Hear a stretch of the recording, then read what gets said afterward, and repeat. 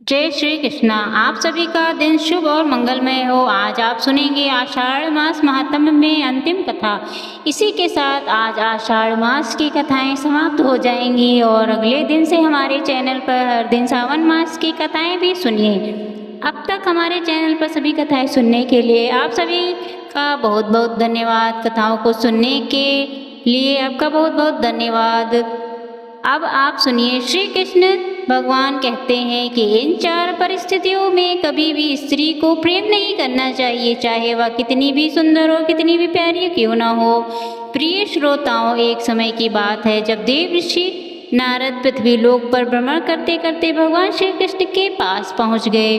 भगवान श्री कृष्ण देव ऋषि नारद को देखकर बड़े प्रसन्न हुए और उनका स्वागत करते हुए कहने लगे, देव ऋषि आपका स्वागत है। कहिए देव ऋषि, आप किस प्रयोजन से आए हैं। तब देव ऋषि नारद ने कहा, प्रभु मैं अभी अभी पृथ्वी लोक का भ्रमण करके आ रहा हूँ। तभी मेरे मन में एक प्रश्न उठा, इसलिए उस प्रश्न का उत्तर पाने की इच्छा से मैं आपके पास आया हूँ। तब भगवान श्री कृष्ण कहने लगे, देव ऋषि आपके मन में जो भी प्रश्न हो उसको आप निसंकोच कहिए।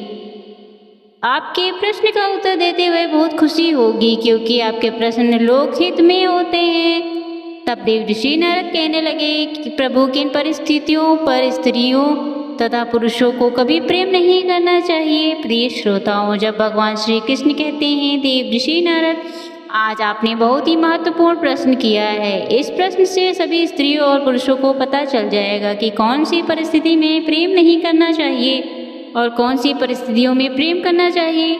तब देव ऋषि नारद ने कहा, प्रभु आप अति शीघ्र बताइए। तब भगवान श्री कृष्ण कहने लगे, देव ऋषि इस प्रश्न को जानने से पहले आपको प्राचीन काल की कथा सुनाता हूँ। जो भी स्त्री और पुरुष इस कथा को मन और ध्यान से सुनता है उसका पूरा वो समझ जाते हैं कि कौन कौन सी परिस्थितियों में प्रेम करना चाहिए। तब भगवान श्री कृष्ण कथा को आरंभ करते हुए कहते हैं, हे देव ऋषि नारद, प्राचीन समय की बात है। एक नगर में श्याम नाम का एक राजा राज्य करता था।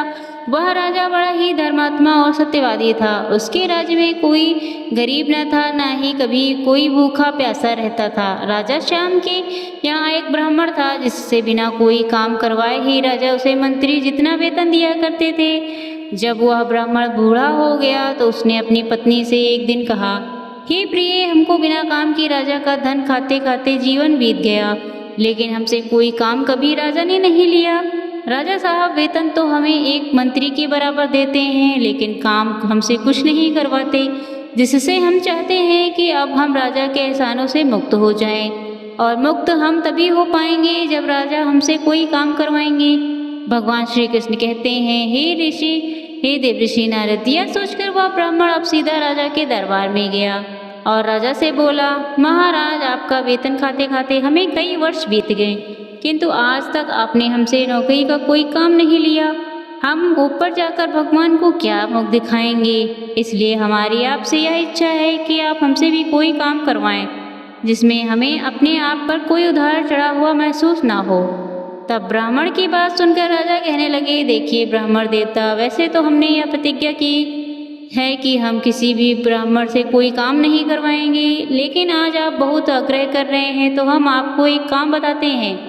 आप उस काम को कर ले। हमारे लिए काम के लिए रूप में गंगा जी में स्नान कीजिए और छोटे से डिब्बे में हमारे लिए भी गंगा जल लेते आइए। यह आपकी नौकरी होगी। राजा की यह बात सुनकर ब्राह्मण बड़े प्रसन्न हुए और तुरंत अपने घर और आए और अपनी पत्नी से बोले कि राजा मैं के कहने से गंगा स्नान करने जा रहा हूँ। तब ब्राह्मणी बोली, स्वामी, यदि आप गंगा स्नान के लिए जाएंगे तो मैं आपके जाने के बाद अन्न जल कैसे ग्रहण करूँगी। आप तो जानते ही हैं कि मैं आपके दर्शन किए बिना अन्न ग्रहण नहीं करती हूँ। तब ब्राह्मण ने कहा, देखो, अपनी एक तस्वीर दीवार पर बना देता हूँ, इस तस्वीर के दर्शन करके भोजन कर लिया करना। बस 3-4 दिन की तो बात है, फिर तो मैं आ ही जाऊंगा। इतना कहने के बाद ब्राह्मण देवता गंगा स्नान करने के लिए चल दिए। भगवान श्री कृष्ण कहते हैं, हे देव ऋषि, जाते जाते वह राजा से कह गए कि मेरी पत्नी घर पर अकेली है, आप उसकी खबर लेते रहना। तब राजा ने कहा, हे ब्राह्मण देवता, आप किसी बात की चिंता ना करें, मैं आपकी पत्नी की खबर लेता रहूँगा और ध्यान भी रखूँगा। ऐसा कहकर वह ब्राह्मण तो गंगा जी में स्नान करने चले गए और इस दौरान राजा ब्राह्मण के घर की देखभाल करने के लिए हर दिन एक चक्कर लगाने उसके घर पर आते थे। तब धीरे धीरे कई दिन बीत गए, लेकिन ब्राह्मण देवता गंगा जी में स्नान करके अब तक वापस नहीं लौटे।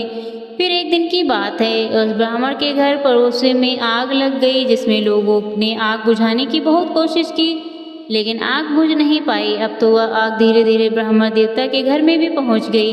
तब उस समय वह ब्राह्मणी घर के अंदर दीवार पर बनी अपने पति की तस्वीर के दर्शन कर रही थी। आग जब पूरे घर में फैल गई तो वह ब्राह्मणी अपने पति की तस्वीर के आगे खड़ी हो गई और सोचने लगी कि कहीं मेरे पति की तस्वीर में आग न लग जाए। यह सोचकर घर में आग लगने के बाद भी वह ब्राह्मणी तस्वीर को पकड़कर खड़ी रही। धीरे धीरे आग पूरे घर में फैल गई और आग के साथ ही वह ब्राह्मणी अपने पति की तस्वीर के साथ ही आग में जलकर भस्म हो गई। तब राजा को यह समाचार मिला तो राजा दौड़ा दौड़ा आया और ब्राह्मणी को मृत देखकर उसे बड़ा दुख हुआ। अब वह सोचने लगा कि यह क्या अनर्थ हो गया। अब ब्राह्मण जब स्नान करके वापस आएंगे, मुझसे पूछेंगे तो मैं क्या जवाब दूंगा। इस सोच में बैठा हुआ था कि इतने में गंगा स्नान करके वह ब्राह्मण देवता भी लौट आए। जब घर जाकर उन्होंने देखा कि आग में जलकर तो ब्राह्मणी मर चुकी है, तो वह ब्राह्मण देवता बड़े क्रोधित हो गए और राजा से बोले, हे महाराज, गंगा स्नान को जाते समय मैंने आपसे कहा था कि मेरी पत्नी का ध्यान रखना, लेकिन आपने मेरी पत्नी की कोई खबर नहीं ली, इसलिए वह आग में जलकर मर गई। मैं तुम्हें श्राप अवश्य दूंगा। फिर तो ब्राह्मण देवता को क्रोधित देखकर राजा हाथ जोड़कर बोला, हे ब्राह्मण देव, इसमें मेरा कोई दोष नहीं। मैंने आपकी पत्नी की खबर ली थी, लेकिन आपकी पत्नी दीवार पर बनी हुई तस्वीर को बचाने के लिए घर से बाहर ही नहीं निकली, इसलिए वह जल गई। अब जो होना था वह हो गया। आप भी अपने क्रोध को शांत कीजिए। मैं आपकी पत्नी को जीवित करने का कोई प्रयास कर सकता हूँ, चाहे कुछ भी हो जाए, बस आप हमें 1 महीने का अवसर दीजिए। तब ऐसा कहकर राजा ब्राह्मणी के शव को तेल में रखवा दिया और कहा कि ब्राह्मण देवता, आप 1 महीने के इंतजार कीजिए। फिर राजा अपना राजकाज मंत्री हाथ में छोड़कर अमृत की तलाश में चल पड़े, जिससे कई दिनों के बाद चलते चलते राजा एक गांव में पहुंचे। वहां एक घर के द्वार पर चबूतरा बना हुआ था, जिसे विश्राम करने के लिए राजा उस चबूतरे पर बैठ गए। उस घर में एक बूढ़ी माँ और बहू बस 2 ही प्राणी रहा करते थे। बूढ़ी माँ का बेटा बहुत दिनों से काम के लिए बाहर चला गया था, लेकिन जब वह अब घर से लौटकर नहीं आया, तब प्रिय श्रोताओं, भगवान श्री कृष्ण कहते हैं कि हे देवर्षि, बूढ़ी माँ का बेटा देखने में एकदम राजा श्याम की तरह लगता था, जिससे राजा के द्वार पर बैठा देखकर वही स्त्री उन्हें अपना ही पति समझ बैठी और अपनी सास से आकर बोली, माँ, द्वार पर बैठा व्यक्ति ऐसा लगता है मानो वह हमारा पति हो। यह सुनकर बूढ़ी माँ भी दौड़कर आई, बाहर द्वार पर आए और राजा को ही अपना बेटा समझकर उसे लिपट कर रोने लगी और बोली, तू इतने दिनों से कहाँ था? तेरी याद करते करते मैं तो बूढ़ी हो गई। तुझे मेरी बिल्कुल भी याद नहीं आई और बहू भी रात दिन तेरे बारे में सोच सोच कर बेचैन रहती है। तूने तो आज तक हमारी खबर ही नहीं ली। प्रिय श्रोताओं, सास बहू की बातें सुनकर जब राजा गहरी सोच में पड़ गया और कहने लगा कि यह कैसी बला मेरे गल पड़े गई। अब अमृत की तलाश में निकला था और मैं यहाँ खुद ही मुसीबत में पड़ गया हूँ। फिर राजा ने उन दोनों को बहुत समझाया। सास ने कहा कि मैं तुम्हारा बेटा नहीं हूँ, तुम्हें धोखा हो गया, तुम्हारा बेटा तो कोई और है। तुम अपने बेटे को पूरा हाल मुझे बताओ, मैं उसे बेटे को ढूंढ कर लाऊंगा। तब वह बूढ़ी माँ कहने लगी, बेटा, मेरा पुत्र 14 वर्ष की उम्र में विवाह करके चला गया और आज 25 वर्ष हो गए। उसकी पत्नी उसकी चिंता में सूख कर कमजोर हो गई, लेकिन वह है कि अभी तक लौट ही नहीं आया। तब राजा कहने लगे, तुम्हारा बेटा किस दिशा में रहता है? क्या आपको उसका कुछ पता है?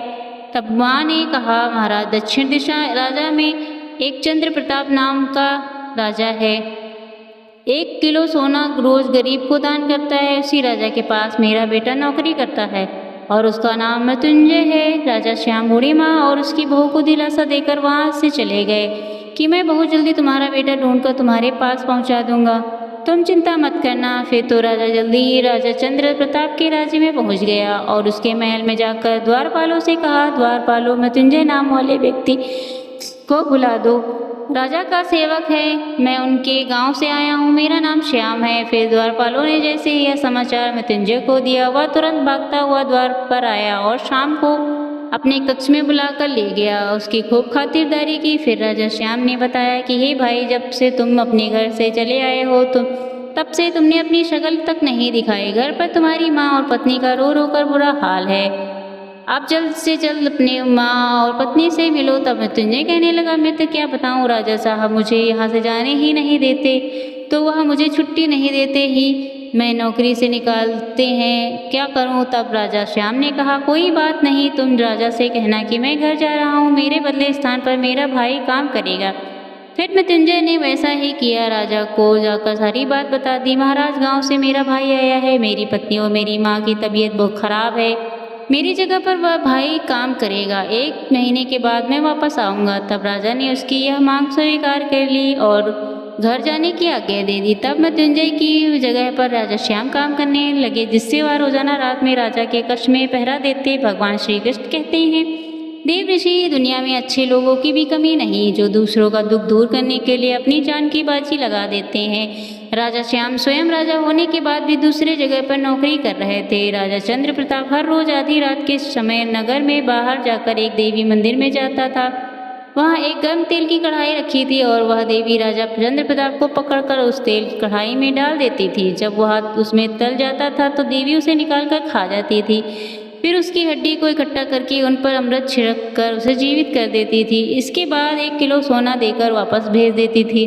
फिर राजा अगले दिन वही किया, 1 किलो सोना गरीबों को दान कर दिया। फिर एक दिन राजा श्याम ने सोचा कि इतना सोना कहाँ से लाता है, इसका पता मुझे लगाना चाहिए। अब तो आधी रात के समय जब राजा चंद्रप्रकाश देवी के मंदिर में गए तो पीछे पीछे राजा श्याम भी चले गए और छुपकर इस सारी घटना को देखने लगे। देखने के बाद सोचने लगे, अरे वाह, इतना कष्ट उठाकर राजा सोना प्राप्त करता है और फिर उसे दान भी कर देता है, क्यों ना इस राजा का कष्ट हमेशा के लिए दूर कर देना चाहिए।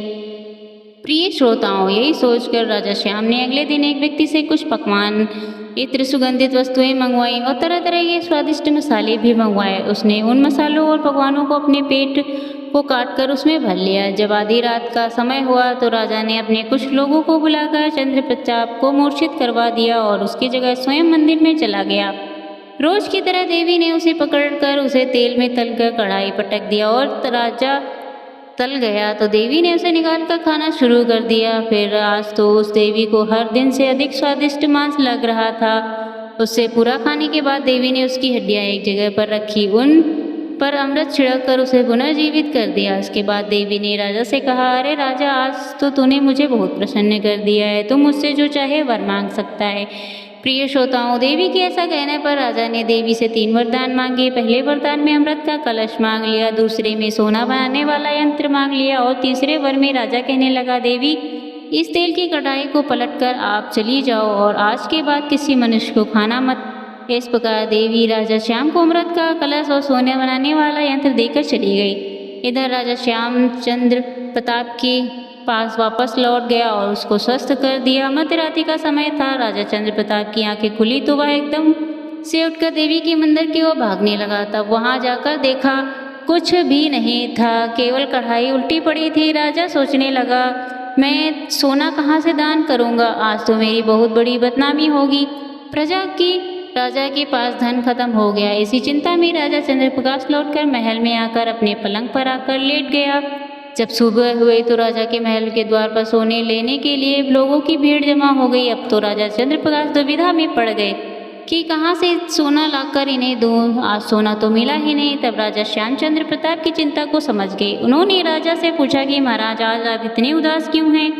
तब राजा चंद्र प्रताप ने कहा, श्याम को सारी बात बताई कि मेरे पास सोना ही नहीं तो मैं दान किसका करूं, आज तक मेरे द्वार से कोई खाली हाथ नहीं लौटा।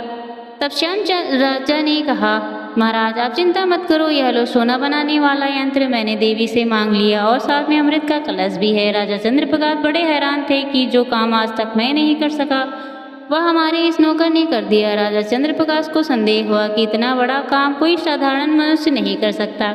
तब राजा चंद्रप्रकाश ने पूछा कि तुम कौन हो और सही बताओ। तब राजा श्याम ने अपनी सही परिचय देते हुए कहा, एक नगर के राजा श्याम है, मैं एक ब्राह्मणी को जीवित करने के लिए अमृत लेने आया हूँ। आपका दास बनकर अब मेरे दोनों काम हो गए, आपको सोना मिल गया और मुझे अमृत। तब राजा श्याम का नाम सुनकर राजा चंद्रप्रकाश उनसे क्षमा मांगने लगे कि उन्होंने सेवक के तौर पर रखा। फिर उन्हें बहुत धन्यवाद किया, आपने मेरा कष्ट हमेशा के लिए दूर कर दिया है। आपका जैसा नाम सुना था आप बिल्कुल वैसे ही हैं। इसके बाद राजा श्याम वहाँ से चले गए। उस ब्राह्मणी के शव पर अमृत छिड़क कर उन्हें पुनः जीवित कर दिया, जिससे अब तो वह पहले से भी अधिक सुंदर और जवान हो गई। सुंदर और जवान पत्नी को पाकर ब्रह्मा देवता बड़े प्रसन्न हुए और कुछ दिनों में वे दोनों हंसी खुशी से रहने लगे। धीरे धीरे ब्राह्मण देवता की पत्नी को अपने बूढ़े पति से नफरत होने लगी और वह दूसरे पुरुष की कामना करने लगी। भगवान श्री कृष्ण कहते हैं, देव ऋषि पति से प्रेम करने वाली पतिव्रता स्त्री तो वह पहले वाली स्त्री थी जो आग में जल गई थी। जीवित होने के बाद वह जवान हो गई तो उसके भाव विचार पवित्रता वाले नहीं रहे, लेकिन ब्राह्मण देवता तो यही लगता था कि वह उनके पहले वाली पत्नी है।